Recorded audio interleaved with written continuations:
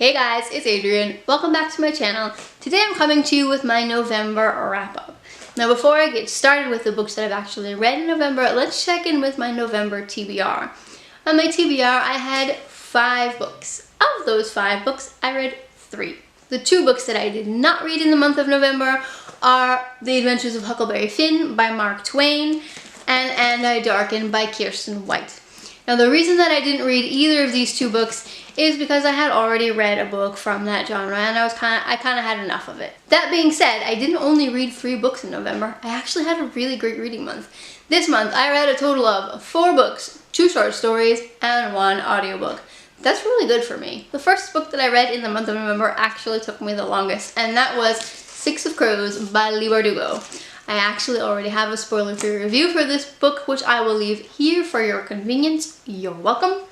This book I gave a 4 out of 5 stars. I really did enjoy this book, but like I said in my review, it was really difficult to get into. Six of Crows is the first book in a duology that takes place in the Grisham universe, and it's about a band of 6 criminals who come together to pull off this nearly impossible heist. The second book that I finished in November is a short story that I mentioned in my 2016 Reading Crunch video, and that is An Old-Fashioned Thanksgiving.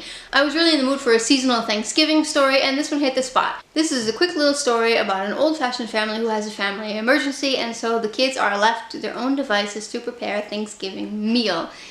And as with children usually happens, some trouble occurs. I liked the story a lot. It was really cute. I gave it a 3.5 out of 5 stars.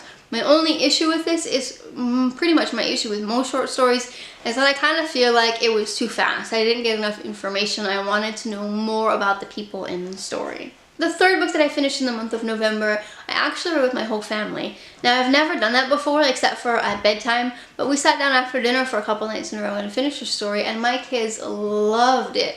And the book that I'm talking about is The Lion, the Witch, and the Wardrobe by C.S. Lewis. I don't care how old you are, The Lion, the Witch, and the Wardrobe never gets old. This is one of the few books that I could read over and over and over again. There's something so magical about it. And if you're looking for a holiday read or a book that gives you that nice winter feeling, I would really suggest this book, and read it with your kids if you have kids, because they're gonna love it. My kids did. The fourth book that I finished in the month of November is The Wrath and the Dawn by Renee Adi.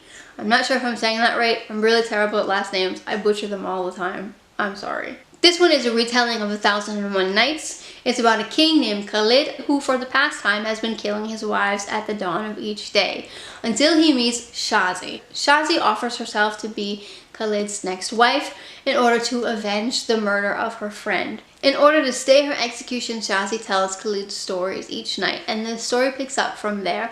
This was a great story. I really loved it. My only issue with this book is that the parts with Shazi and Khalid were actually quite interesting, but the parts with all the minor characters I found quite lacking. So I kind of had that up and down feeling with this book, where some parts were really great and other parts weren't meh.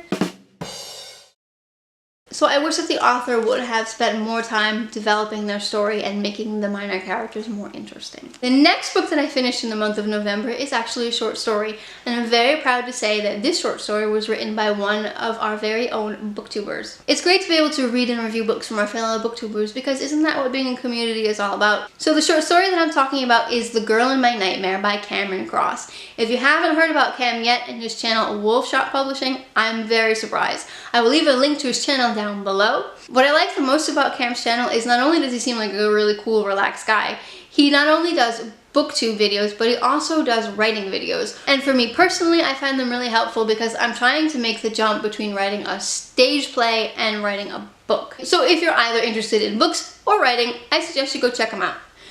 But enough about that, let's move on to the book. The Girl in My Nightmare is about a guy named Charlie, and we follow Charlie from his teenage years until his adult years. Charlie is suffering from nightmares, and his subconscious creates this girl who helps him through his nightmares. I only found this book slightly terrifying, which is really good because I'm a baby. I really enjoyed the short story because it captivated me right from the beginning, and if you've seen any of my other videos, you know that that's something that I really struggle with. I have a hard time getting into books, but I was into this story right from the beginning.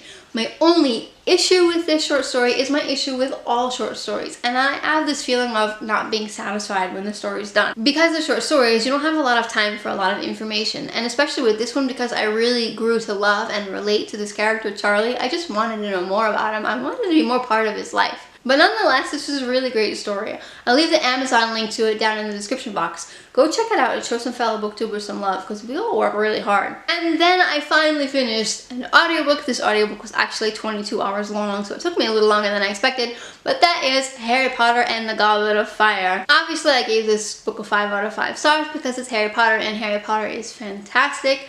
But I have to say, my favorite Harry Potter book is still Harry Potter and the Philosopher's Stone. There's something just so special about that book. I don't know what it is.